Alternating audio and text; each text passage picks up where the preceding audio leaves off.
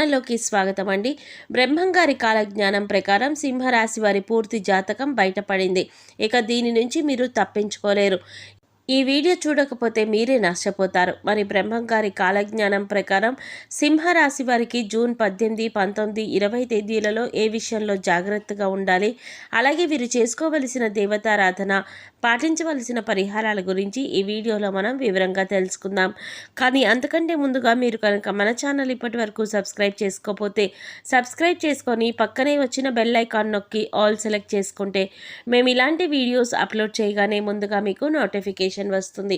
అలాగే వీడియో నచ్చినట్లయితే లైక్ చేసి మీ ఫ్రెండ్స్ అండ్ ఫ్యామిలీ మెంబర్స్లో సింహరాశి వారు ఎవరైనా ఉంటే వారితో మర్చిపోకుండా ఈ వీడియోని షేర్ చేసుకోండి.